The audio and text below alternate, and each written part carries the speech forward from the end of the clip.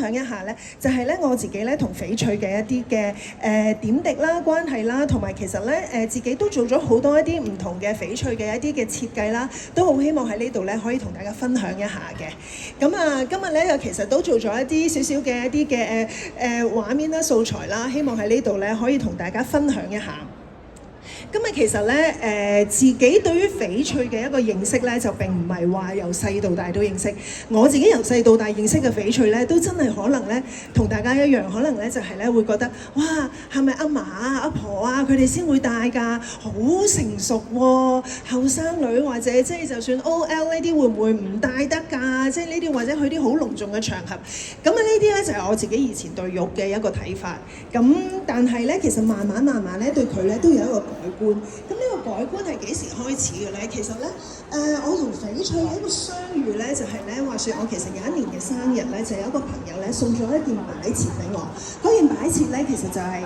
一隻肥豬仔嚟嘅。呢度就我冇影到佢出嚟，但係我就即係都想俾大家睇下。即係其實咧，佢就送咗一隻肥豬仔俾我做一個生日禮物。佢就話呢個肥豬仔咧可以保你家肥屋潤啊，開開心心啊，即係一個福氣嚟嘅。佢話送一個祝福俾我，咁我好得意喎呢個。跟住佢就話呢個咧其實係一嚿翡翠嚟嘅，係用玉去雕刻成嘅一個擺件。咁啊由嗰陣時開始咧，我自己就發覺，咦，原來咧翡翠咧係有好多唔同嘅形狀啦、顏色啦，同埋咧有好多嘅一啲嘅擺件嘅雕工咧都好精緻、好靚、好靚。咁啊包括譬如呢度大家可以睇到啦，咁我影咗少少一啲嘅珍藏俾大家睇下。其實好得意嘅就係咧，可能大家對呢啲咧都會少見啊。其實你見到呢個咧一個廚師啦，跟住一個燒味檔啦，有呢個燒鵝啦、油雞啦、叉燒啦，其實呢啲全部都係用玉去雕出嚟。其實點解佢哋會係雕成咁樣樣咧？好多時候咧就係咧，玉其實係一個天然嘅石頭，佢喺地底開採咗出嚟嘅時候咧，其實咧玉本身會有好多唔同嘅顏色，一陣間都會同大家再分享。好多時候咧，一啲嘅玉器嘅雕刻嘅師傅咧，就會因應嗰個玉嘅自己天然嘅顏色咧，去加上佢哋嘅一啲嘅藝術創作咧，就將佢因應唔同嘅顏色，就雕刻成一個唔同嘅擺件。咁所以咧呢啲咧就係我慢慢開始對玉嘅認識。其實我自己係由擺件開始去認識。咁你可以見到就係呢個就係其中一個啦。咁啊隔離其實有一個好靚嘅觀音像啦，佢都有一個紫色嘅玉去雕出嚟，其實都係一啲好精緻，有一啲好有經驗嘅玉器嘅雕工師傅佢哋去雕刻出嚟嘅一啲嘢。咁啊，包括呢啲咧，其實都係自己屋企嘅一啲嘅小珍藏啦。咁你可以睇到咧，其實咧都係一啲嘅擺件類。你睇有呢啲嘅好得意嘅呢啲BB 仔啦，咁啊有一啲嘅馬騮啦，即係非禮勿言非禮勿視嘅嗰啲 set 嘅咁樣樣。包括嗰隻熱狗，其實都係用翡翠、用玉嚟到雕刻出嚟。咁啊，師傅就係真係見到有唔同嘅顏色啦，咁啊去將一件翡翠雕刻出嚟。所以咧，我自己對玉嘅認識咧就係由咁樣開始，而我係覺得，咦，原來翡翠都唔係話淨係大家覺得好死板啊、好悶啊，或者即係好老土啊、好成熟嘅嗰啲諗法。咁我自己就慢慢係由一啲嘅擺設開始認識佢。咁啊認識咗之後咧，咁我就真係咧同我自己朋友咧去傾咗好多唔同嘅嘢。咁啊去更加認識一啲嘅玉啦。咁啊自己咧亦都咧即係就想學識，咦，咁如果喺翡翠嘅一啲嘅珠寶首飾，我又應該點樣去認識佢，同埋點樣去入門啦？咁啊，當其時咧，我啲朋友咧，佢都教咗我嘅，因為我朋友係即係翡翠專家啊嘛。咁所以咧，佢咧就同我講咗有幾樣嘢嘅。佢話咧，其實咧睇玉嘅時候咧，好多時候咧，你就要睇佢唔同嘅色澤同埋佢唔同嘅濕潤度，即係究竟佢係好乾啦，定係好潤啦，定係好清啊咁樣樣。咁當然呢個圖一睇嘅話，大家應該都知道應該要點樣揀靚嘅翡翠啦，係咪？當然你係會揀一啲好潤嘅、好清嘅呢啲。咁當然你去到呢啲咁高質嘅時候咧，相信咧有陣時咧佢嘅一個價值亦都會相當地高。但係一張圖咧，你就可以認識到點樣去揀或者去睇或者佢點樣去欣賞一啲靚嘅翡翠同埋一啲相對比較冇咁靚嘅一啲嘅翡翠，咁啊其實你就好容易嘅。所以咧好多時候咧，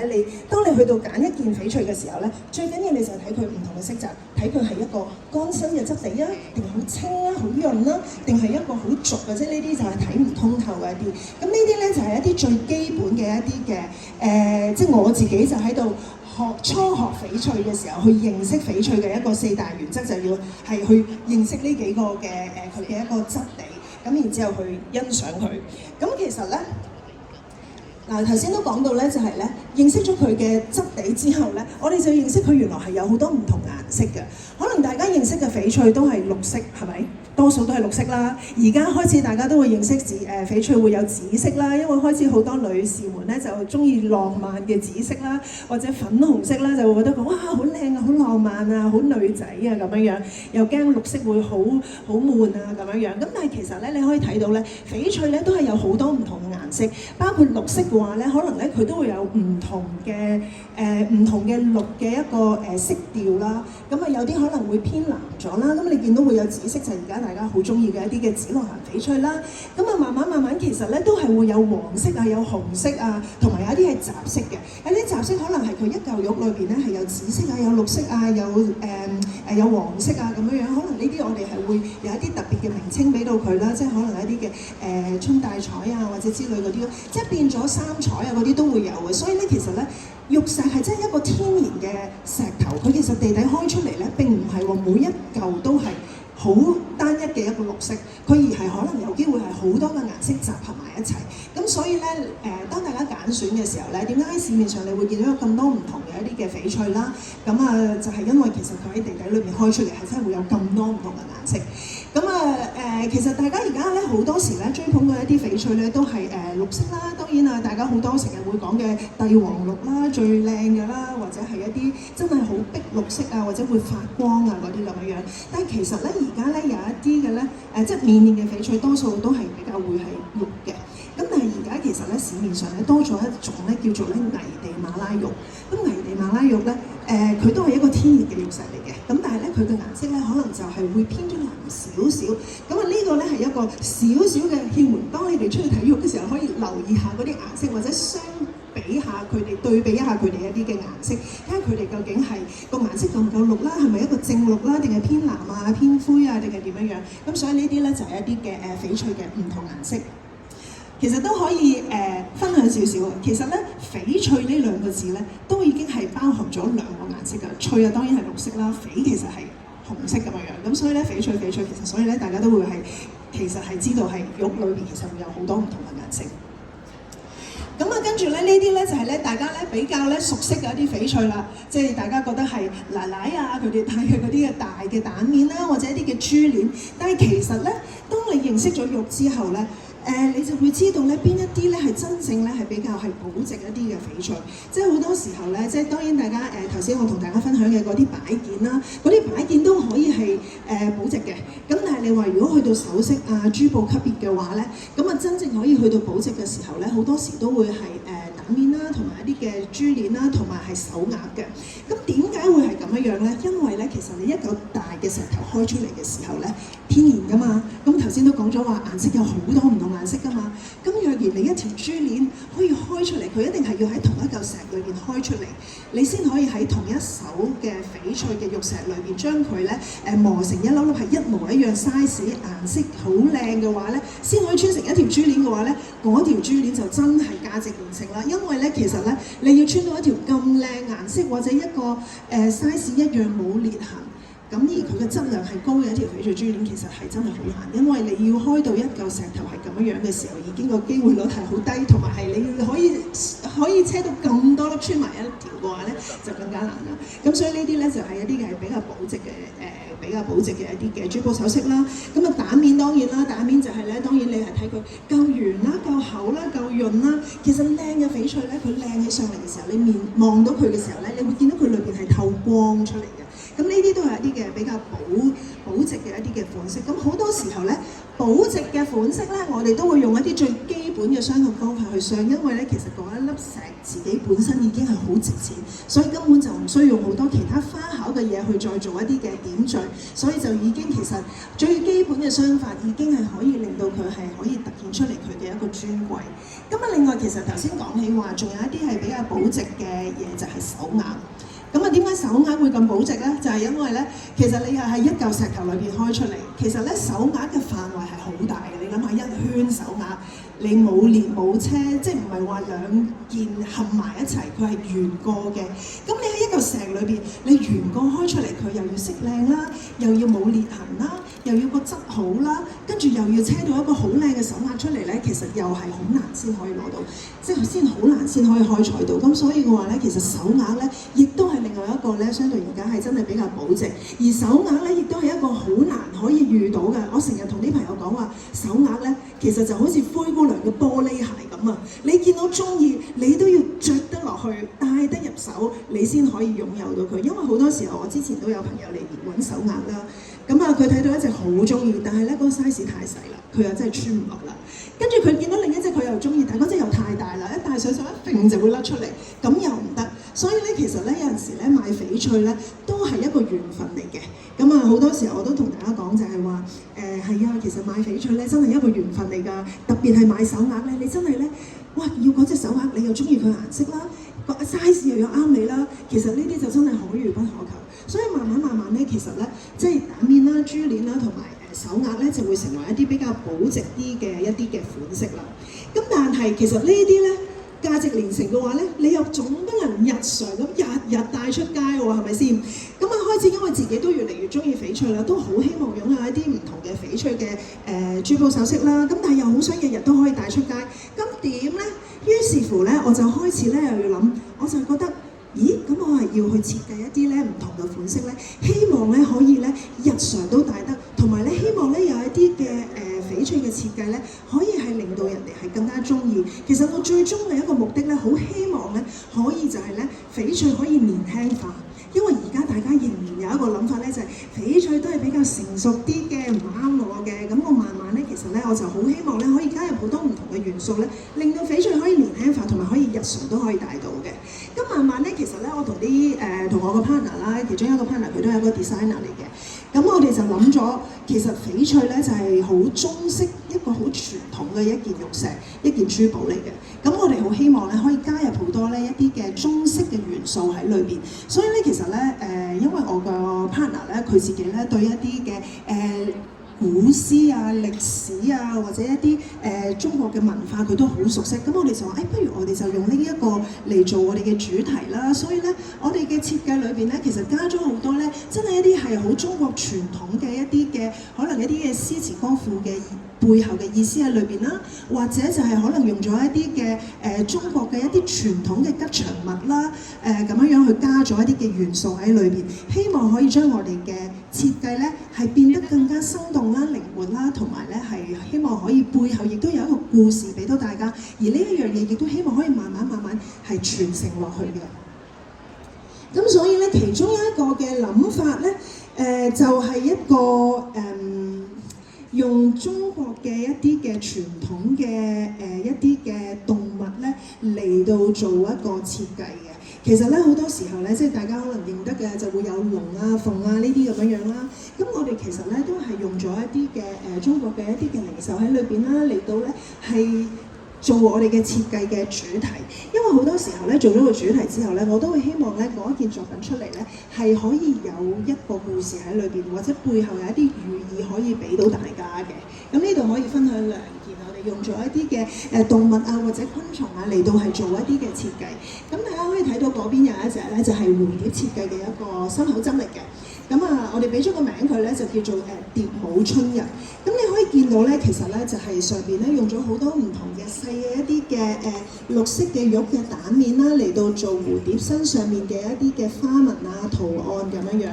咁咧其實咧綠色咧亦都係代表咗咧係好有生命力啦。咁啊好春日嘅感覺啦，即係春天嘅時候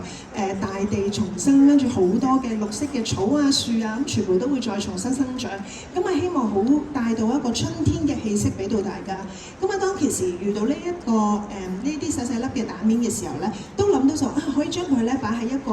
蝴蝶嘅翼上面，係當一個係蝴蝶嘅花紋啦，咁樣去設計。然之後中間咧亦都係再配合咗一啲嘅鑽石喺裏邊，咁亦都有一啲嘅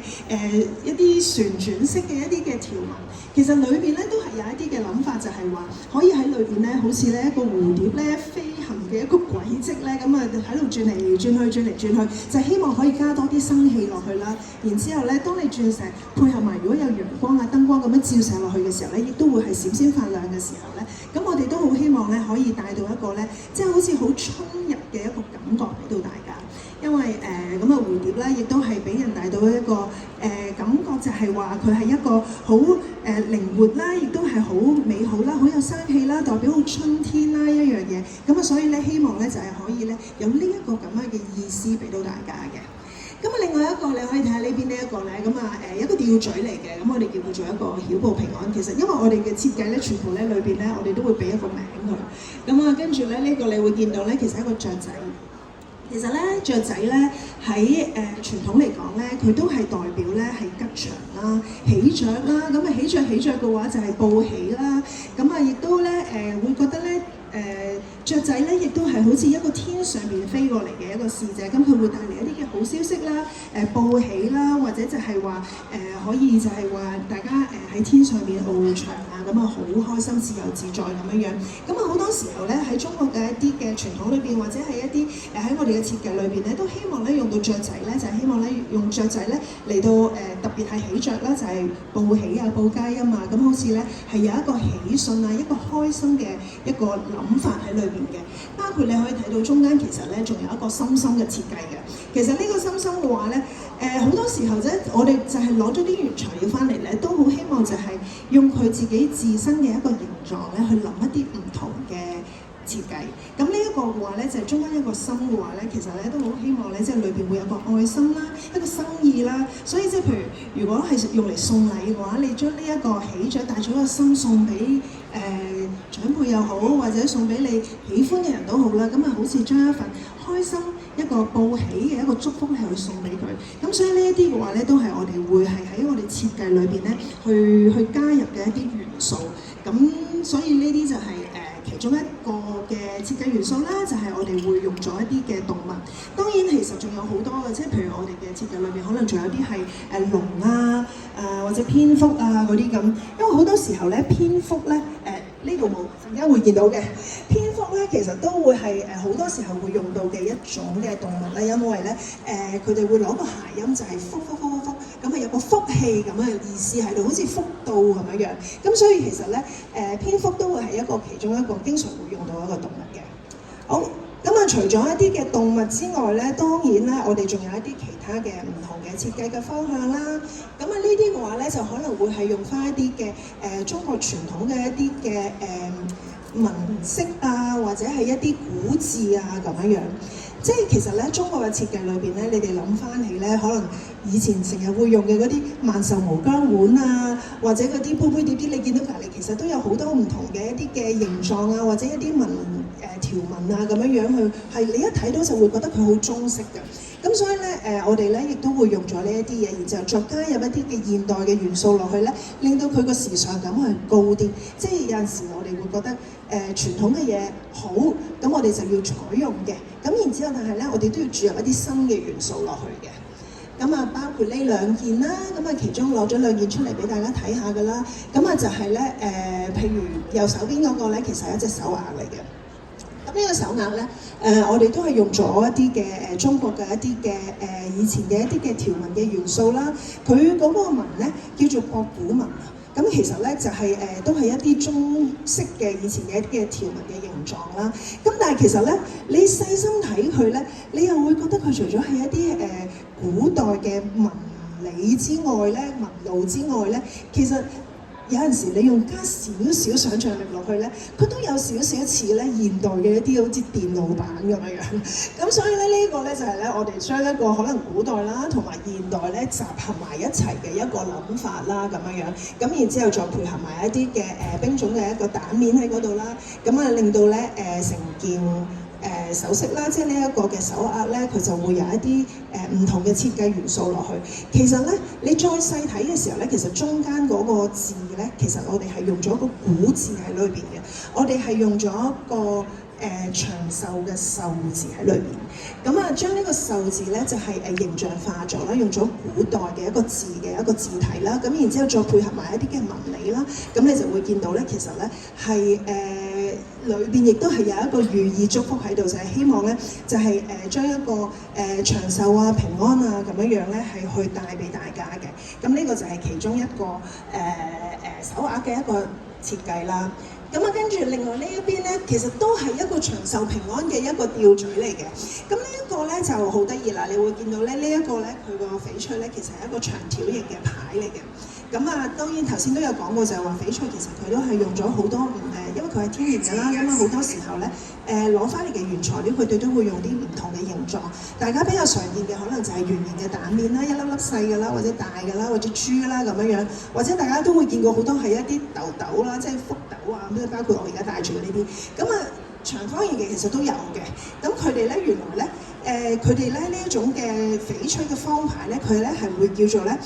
平安無事牌。咁所以咧呢一樣嘢咧，原來咧又係可以將一個平安送俾大家。咁啊，佢係點講咧？佢個講法咧就係話咧，佢係好平滑啦，四邊好順直啦。咁所以咧就係話咧你可以做事係好順暢嘅，好順利嘅。樣樣嘢可以係好平滑嘅，做人咧又係坦蕩蕩咁樣樣嘅。咁然之後所有嘅嘢都可以係好順心順利、好平滑咁樣樣，亦都係可以咧即係咧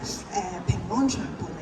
咁所以咧，我哋因為有呢一個嘅平安無事牌嘅呢一個嘅形狀嘅翡翠咧，我哋亦都加入咗一啲咧，就係話長壽同平安嘅元素啦。其實上面下邊呢度咧，我哋都係用咗一個古字喺裏邊，就係有一個壽字同埋一個平安咁樣樣。咁啊，亦都希望咧，就係話咧，呢一個吊墜咧，即係自己買翻屋企又好，或者係買嚟送俾人嘅時候咧，好似亦都係將一個嘅祝福啦，去送俾大家，就係可以添福添壽啦，同埋祝大家係平平安安咁樣樣。因為好多時候咧，其實咧，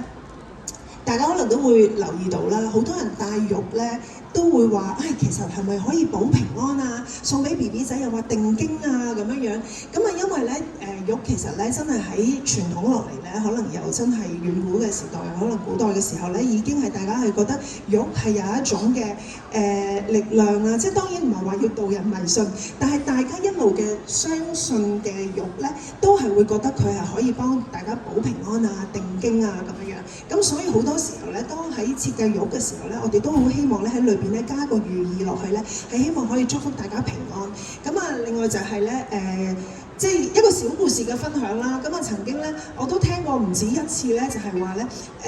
我其實我認得一個朋友咧，佢係一個外國生長即係成長嘅一個人啦，一個 ABC 嚟，男仔嚟喎，仲要佢咧就係戴住一個玉牌喺個心口嗰度。咁我都會覺得奇怪，其實你即係你思想咁外國啦，咁你又唔係住喺香港啦，咁點解你會戴一個咁傳統嘅玉牌咧？咁原來咧就係話咧，佢阿嫲咧曾經試過喺屋企咧，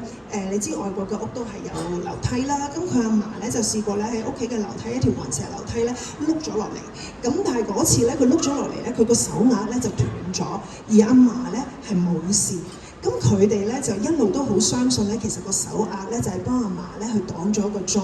咁然之後咧，佢哋屋企咧，於是乎咧就係全部人咧，即係包括佢幾兄弟姊妹咧，全部每人都要心口要戴一個玉牌，因為佢哋就覺得咧呢一樣嘢係可以幫佢哋保平安，同埋可以幫佢哋擋煞。咁所以咧，呢一個就係一個小故事。原來一個即係好外國思想嘅一個人，佢都有一啲咁嘅傳統嘅諗法。咁所以咧，好多時候咧喺我哋做設計嘅時候咧，都希望咧裏邊咧係有一啲唔同嘅寓意咧係帶到俾大家嘅。好啦，咁樣跟住頭先都分享咗一啲就可能係一啲嘅動物啦，一啲嘅古字嘅一啲設計啦。咁但係咧，其實咧我哋背後嘅一個設計理念咧，頭先都講過啦。我其中一個 partner 咧，佢亦都係好精通一啲古詩嘅。咁所以咧，好多時候咧，一啲嘅中國嘅原有嘅即係獨有嘅一啲嘅玄學嘅意念啊，或者一啲詩詞歌賦裏邊嘅意思咧，我哋都好希望咧可以注入去我哋嘅一啲設計裏邊嘅，咁都可以同大家分享一下。嗱，咁可以睇到啦，咁啊右邊即係嗰邊嗰個啦，咁啊我哋俾咗個名叫做納福在家嘅，咁啊大家睇到佢係一個吊墜嚟嘅，但係咧就整到咧好似一個屋形咁樣樣。其實你都會好得意嘅就係咧，又係頭先嗰樣啦，大家認識嘅翡翠可能都係圓形啊咁樣樣，或者一啲嘅豆形啊、樹葉啊咁。咁啊嚟到啦三角形啦，三角形點算咧咁？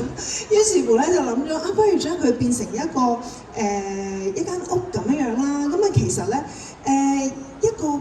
屋企咧，其實都俾到人哋一個幸福美滿嘅一個感覺嘅。好多時候咧，即係都會覺得咧，家咧係可以幫人哋遮風擋雨啦。咁啊，所以咧，咁我哋就係用咗一個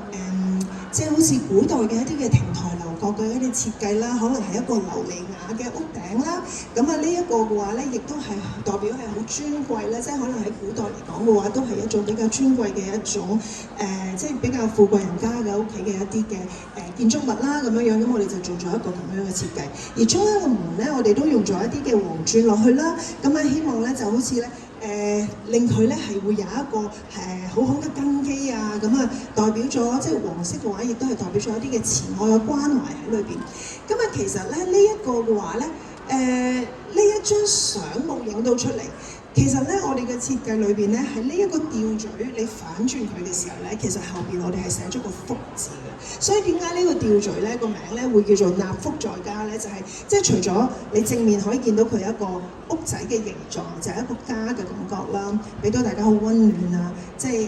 有一個守護嘅作用啊，幫屋企人遮風擋雨嘅感覺之外咧，其實後邊係仲暗藏咗一個福字嘅。咁啊，亦都係好希望咧，將一份嘅祝福啦，一份嘅福氣啦，可以帶俾大家嘅。咁啊，另外一個咧，可以見到呢邊咧就係一個叫做回到蘭亭啦。咁啊，回到蘭亭咧，即係聽到個名，其實咧呢個咧都係從一個古詩裏邊quote出嚟嘅一個名嚟嘅。咁但係咩故事我自己而家又唔記得咗啦，不過唔緊要。但係咧呢一個咧個設計咧會幾特別嘅，因為咧好多時候咧大家咧都可能咧見到啲翡翠，當然頭先有講過啦，靚嘅翡翠就好清啊，好靜色嘅嗰種嘅。咁但係呢一塊翻嚟嘅時候咧，我哋見到佢裏邊咧其實有一啲好天然嘅紋理喺裏邊，即係你可以睇到裏邊咧有少少咧，好似有啲流水啊，或者有啲潑墨嘅一個嘅紋理喺裏邊。咁啊，所以當其時咧，我哋就諗緊咧，即係希望將呢一件翡翠啦，一個原材料啦，將佢設計得特別啲嘅話咧，我哋就希望咧，佢係會加咗，即係所以我哋加咗一啲咧好流水式嘅感覺落去，因為我哋覺得裏邊嘅紋理咧，其實係好似流水，好似潑墨，好似係有一啲水喺裏邊流動咁，所以咧我哋側邊咧係做咗一啲好似流水式嘅一啲嘅線條啦，同埋咧就會係。下低嗰兩條叮叮叮嗰條兩條咧，亦都係好靈動地可以係一路你戴住嘅時候，佢可以一路喐啊咁樣樣，所以就會比較係有生氣一啲嘅感覺。咁啊變咗咧呢一啲嘅設計咧，其實咧就真係咧日常咧都可以經常佩戴。即係好多人可能會覺得，珠寶首飾我都係有宴會啊，出席一啲唔同嘅場合啊嘅時候先會戴，但係其實咧。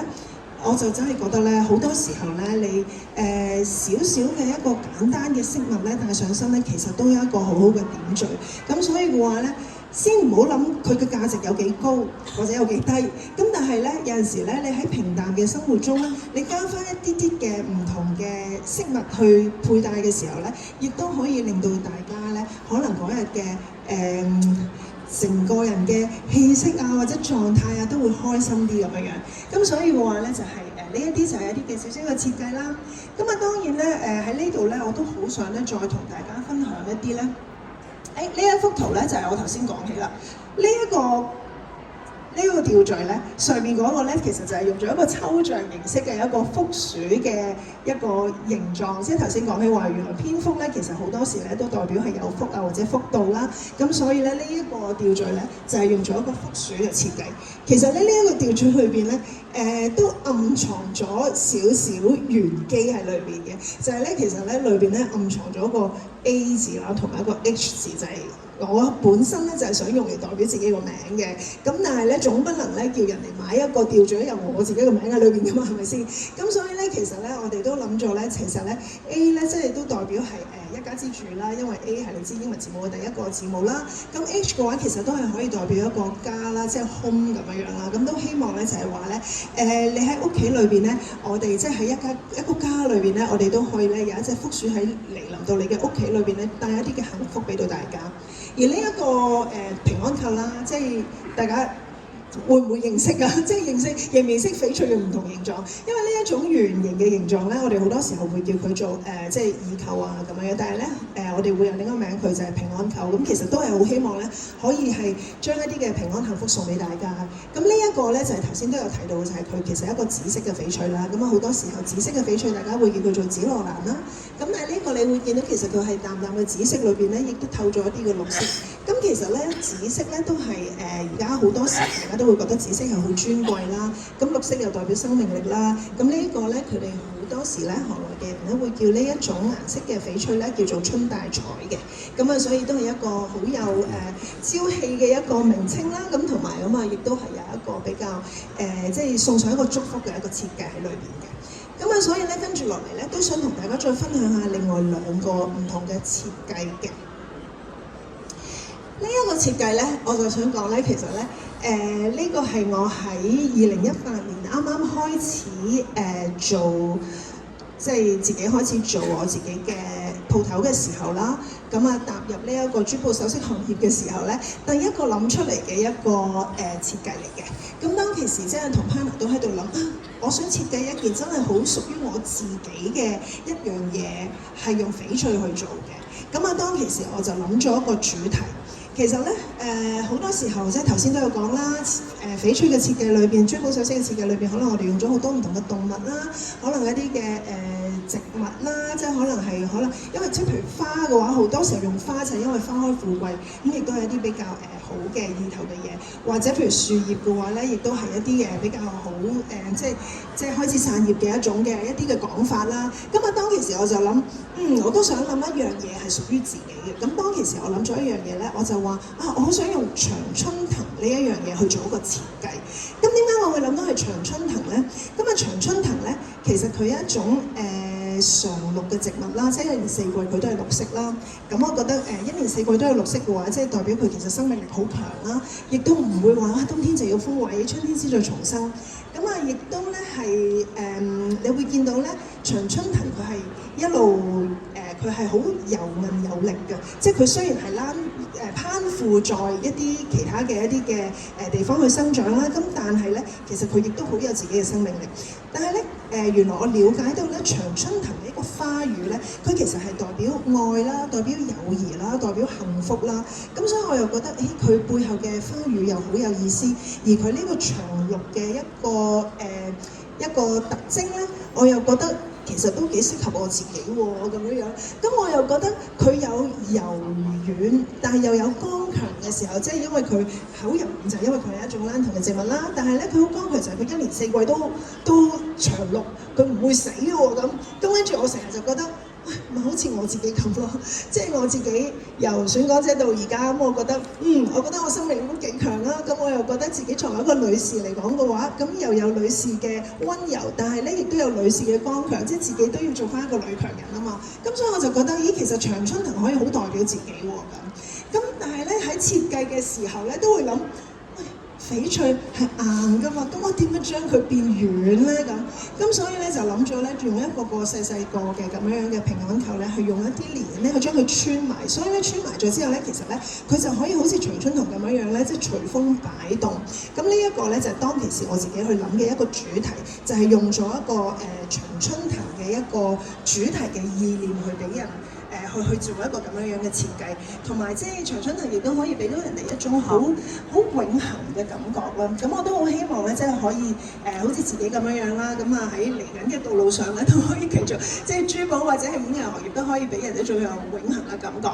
咁啊當然除咗一個長春藤嘅一個樹葉之外，咁我哋都要有一個主題啦。其實咧呢個咧係一對耳環嚟嘅。你可以見到咧，其實兩邊咧係唔同嘅設計啦。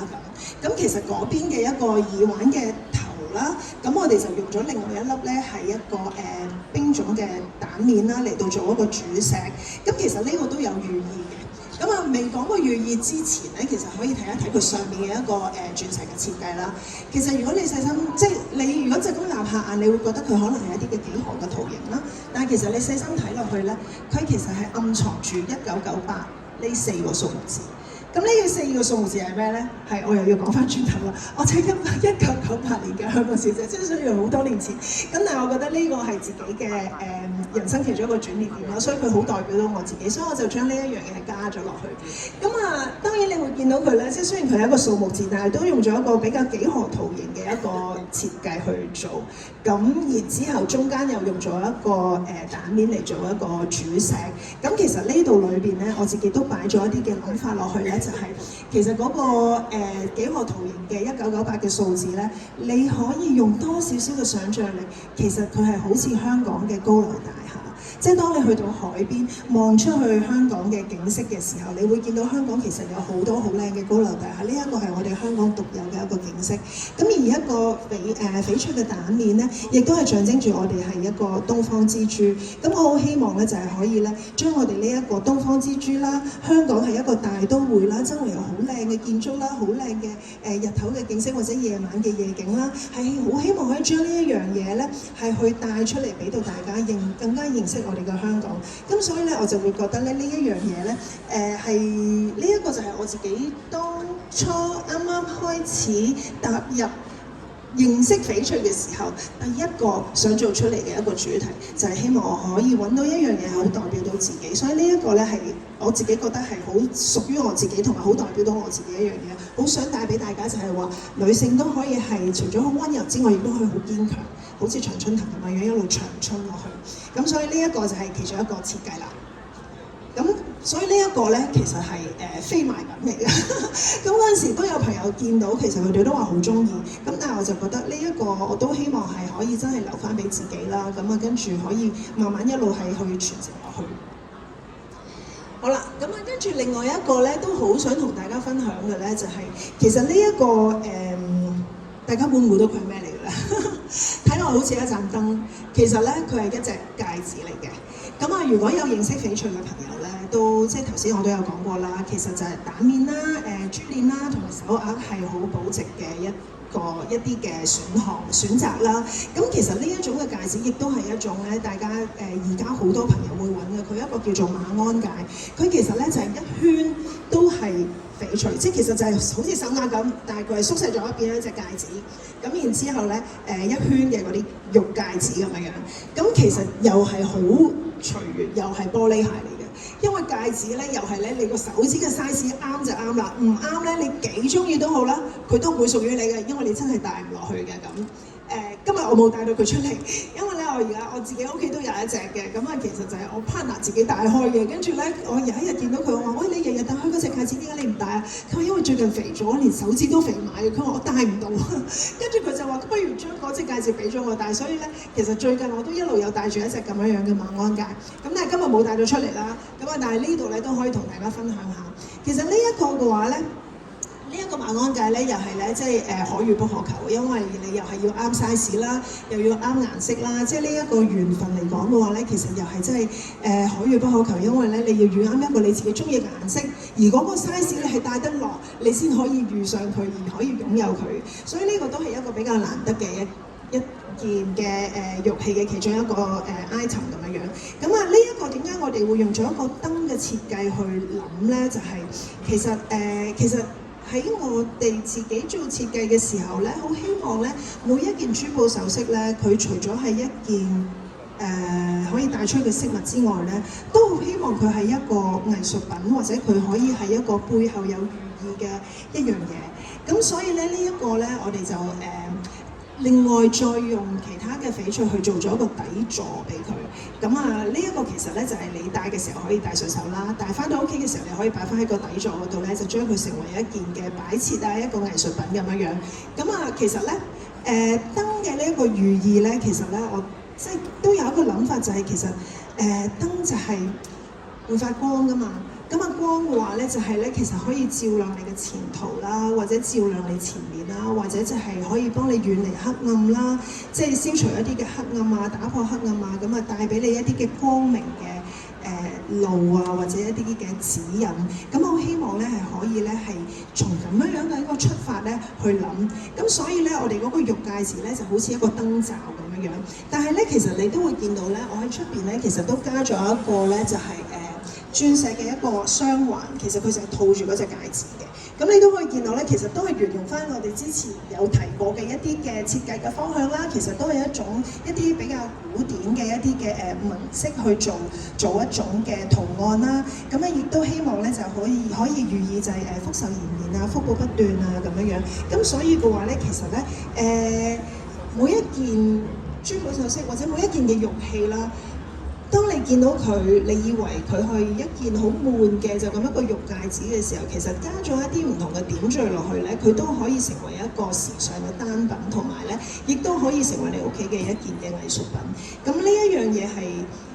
我自己即係短入行唔係話好長嘅時候，同埋就係話我開始咗認識咗翡翠之後，我慢慢愛上佢之後，去了解到其實佢都有一個好大嘅一個可塑性喺裏邊，而唔單止係只係可能一啲嘅日常戴出嘅戒指、耳環、頸鏈咁樣樣。咁所以都好希望咧係用一啲唔同嘅意思係注入去唔同嘅設計裏邊，就等到大家咧都可以咧再認識到更多嘅一啲嘅翡翠呢一方面嘅嘢。咁亦都好希望咧每一件嘅作品啦，裏邊咧都可以咧係有一啲比較好嘅寓意，俾人哋可以帶翻屋企。咁然之後咧，亦都可以將呢啲嘢去分享俾屋企人。咁講咗咁多之後咧，即係當然我今日嚟到嘅話咧，自己咧就帶唔到咁多嘅唔同嘅一啲嘅飾物出嚟俾大家啦。俾大家睇啦，即係你一個人我都只可以戴一對耳環、一隻戒指同一條頸鏈。咁所以呢度咧，其實咧都準備咗一啲咧，就係自己之前嘅一啲嘅穿搭嘅方法啊，或者平時戴出嚟嘅一啲嘅飾物啊，俾到大家睇。咁譬如呢一張圖嘅話，都可以睇到呢啲就真係比較重型啲啦。呢啲就真係要去宴會嘅時候先戴得啦。咁當然呢啲如果你日常戴出嚟嘅話，可能人哋都會覺得哇，你唔使咁誇張係嘛咁所以，但係其實咧，以前嘅我自己咧。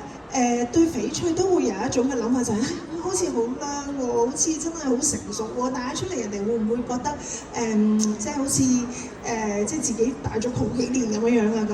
咁但係慢慢咧，其實而家自己開始對翡翠愛上咗之後咧，好多時候咧，我每日出去咧，我都要帶一件翡翠或者一件玉器嘅嘢喺身，我先安樂㗎。有陣時我都會覺得呢排日日都係戴翡翠，不如轉下第二樣嘢啦。但係轉咗之後咧，自不然地咧都係覺得唔得，我都要戴翻隻翡翠嘅戒指啊，或者換翻對耳環咁樣。咁呢個係求自己安心啦咁樣。咁當然呢啲就係一啲其他唔同嘅設計啦。咁變咗咧，咁呢啲都係一啲比較晚宴少少嘅配襯。咁但係你話譬如日常嘅話咧，其實可能你一件簡單嘅黑色 T 恤，好似我今日咁樣簡單嘅一件嘅黑色嘅裙仔咁樣啦。咁其實可能而家戴一條咁嘅長鏈啦，再搭一個靚嘅吊墜咧，其實已經係可以好簡單嘅一個配襯嘅方法。即係尤其是而家開始冬天啦，好多人咧可能會着一啲樽領衫啦。咁你樽領衫嘅時候好悶㗎嘛，你成件都冇上頸咁樣，咁你可能攬一條長嘅鏈，跟住戴一個吊墜嘅話咧，亦都可以將自己成個嘅一個造型咧去提升咗，會有一啲唔同嘅睇法。我自己咧就好中意咧，即係大家見到呢一個吊墜嘅話咧，其實即係大家都可以睇到佢係一個冰種啦，好通透啦。接近玻璃種啦，即係你可以見到佢其實幾乎係透到我背後黑色衫嘅顏色出嚟啦。咁其實呢啲嘅話咧，都係一啲好值得大家去收藏嘅一啲嘅item 嚟嘅。咁我自己咧經常咧都會咧係最近經常會選擇嘅咧就係咧，我成日講一樣嘢就係低調嘅奢華，即係咧我可能係dress up 着得好 casual 嘅出街，即係可能我 T 恤牛仔褲咁樣，但係我會攬咗一件吊墜出嚟。咁可能嗰件吊墜佢可以係個質好靚，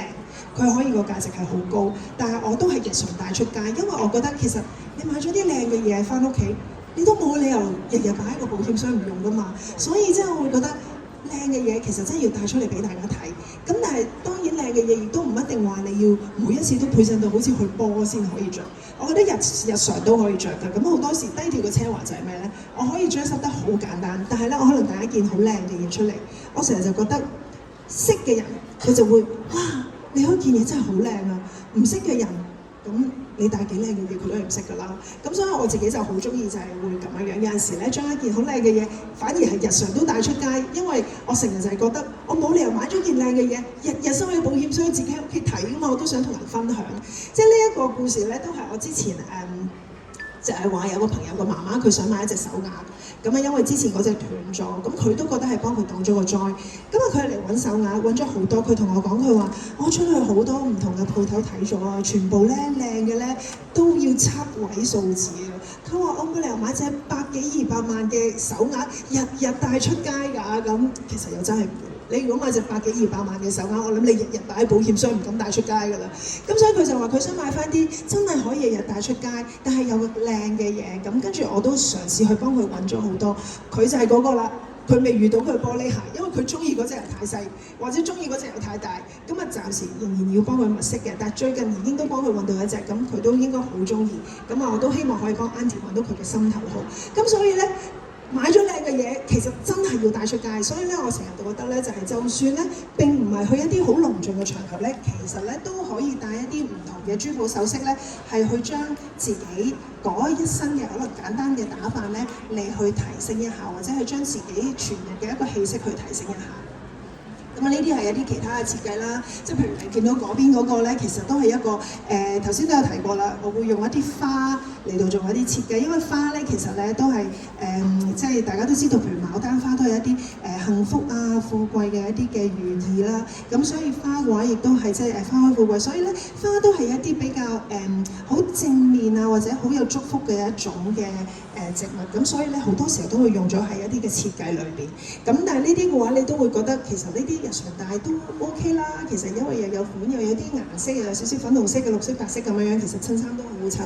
咁啊當然呢啲亦都係一啲嘅隆重嘅場合啦。咁啊譬如呢啲就係我頭先講嘅一啲嘅低調嘅奢華啦。其實即係譬如你可以見到呢一個嘅平安球，其實佢個顏色亦都係非常靚，佢亦都係一個好靚色、好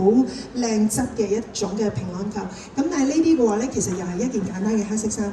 都可以配襯到。咁所以咧，其實咧係翡翠咧，其實基本上咧係日常咧，真係咧好多時候你都可以配搭到，唔係話淨係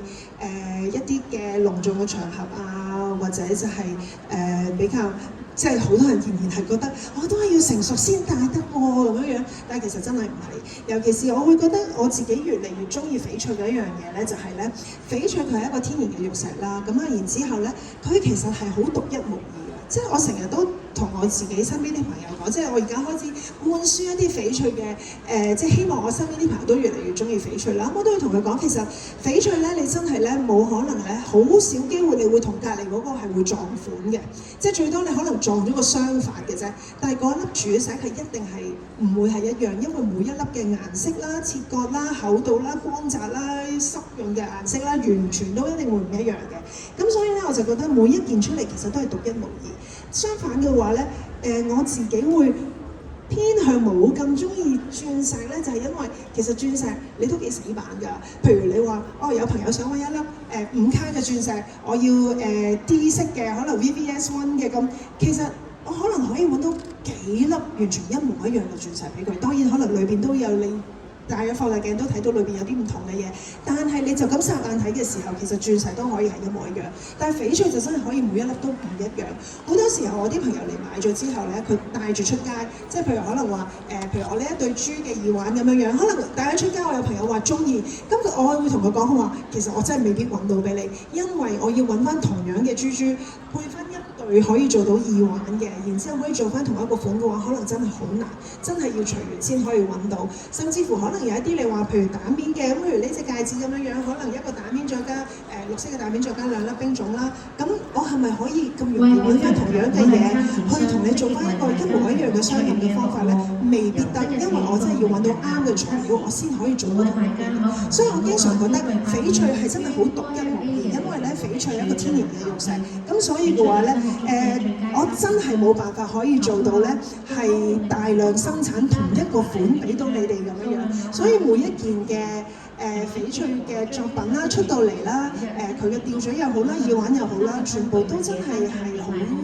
獨一無二，而唔會咁容易出到去同人哋撞款。所以咧我就係而家經常都會同人哋講，講話，其實翡翠都可以年輕化。翡翠值得你擁有嘅地方就係因為咧，佢係好獨一無二嘅一樣嘢，你出到去唔會咁容易同人哋撞款，而且識嘅人亦都會越嚟越覺得你係有品味。所以我話咧，我成日就係而家開始咧，就開始教導我身邊啲朋友就話，其實你哋真係應該要好好地咁樣去認識翡翠。而我係覺得咧，你認識咗翡翠之後咧，你對佢嘅愛咧係會越嚟越深，因為咧你係會真係會慢慢係會覺得，咦，原來呢個又真係唔一樣嘅喎，啊嗰個又真係有啲唔同嘅色嘅喎，咦你呢個色又會真係發光喎咁，所以咧我覺得咧翡翠咧係真係一個咧好長遠同埋一個好要學得精係真係好難，因為佢真係一個好長好深嘅一門學問，並唔係話一朝兩夕你去翻一個咩上一個咩 course 你就要學識咗睇翡翠，咁所以我覺得呢啲都係一啲嘅累積嘅經驗，但係我就係覺得當大家要去揀翡翠嘅時候，最緊要就係當然睇咗自己同佢有冇一個緣分啦，有冇一個眼緣啦，你中唔中意佢嘅顏色啦，即係可能你中意嘅顏色同佢中意嘅顏色可以好唔一樣，咁同埋你啱唔啱戴啦，咁我覺得呢一啲嘢都可以慢慢去了解自己對翡翠嘅一個愛好啦，或者一個嘅認識啦，去慢慢去學習。咁所以嘅話咧，呢啲就係即係可能喺設計啊，同埋喺自己配搭方面嘅一啲嘅少少嘅分享，可以同大家分享啦。咁啊，同埋就係即係當大家去揀翡翠嘅時候，最緊要就係咧要認清係唔係真係真嘅天然翡翠啦。咁啊，最好如果你哋去買嘅時候，亦都睇下佢會唔會有證書俾到你啦。咁好啦，小分享，最後一個小分享啦，就係大家其實知唔知翡翠如果去做咗證書嘅時候，佢會話俾你聽 ABC 玉係點解？其實大家有冇留意過？嗱，好多時候咧，人哋咧去買手袋啊、買衫啊，好怕買到 A 貨噶嘛，即係大家都知啦，即係 A 貨係代表假嘢啦，係咪？或者 AAA 貨啦咁但係咧，原來喺買翡翠嘅時候咧，你哋就一定要絕對嘅去揀 A 玉啦，即係 A 貨玉啦咁樣。點解咧？因為咧喺佢哋即係做證書嘅時候鑑證咗出嚟嘅時候咧 ，A 玉咧就係一個純天然冇加過雜質嘅玉器嚟嘅。咁所以咧，大家一定要記住，如果咧你去驗你一件翡翠嘅時候咧，佢驗出嚟佢係 A 玉嘅話咧，你就可以放心啦，因為佢真係一個純天然嘅翡翠。咁 B 玉同 C 玉係咩咧 ？B 咧就係應該係就係加咗一啲嘅雜質落去，加一啲嘅樹枝落去嘅，而 C 咧就係甚至乎係可能添加咗一啲嘅顏色嘅。咁嗰啲咧就係 B 同 C 咧就唔係純天然嘅。咁所以咧，大家出去買翡翠嘅時候咧，就真係要認清係 A 玉先好買啦。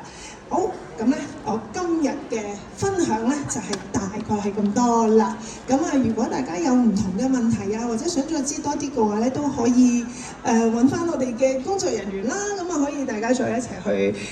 互相大家切磋一下，或者就係大家一齊傾下嘅咁樣。好，多謝大家 ，thank you。多謝晒向響林小姐為我哋分享咗咁精彩嘅翡翠小知識啦，同埋珠寶設計與配搭，相信大家咧都係獲益良多嘅。再一次多謝晒向響林小姐，多謝晒你，多謝晒。要休息一下啦，多謝晒。咁我哋今日名人分享會咧已經圓滿結束啦。稍後5點鐘嘅時間咧會有 GMA 幸運大抽獎，今日咧亦都同樣會送出一個 MS 嘅手袋同埋卡片套嘅。咁我哋如果未參加嘅朋友咧，請你哋繼續把握時間咧，將獎券咧放入去收集箱啦。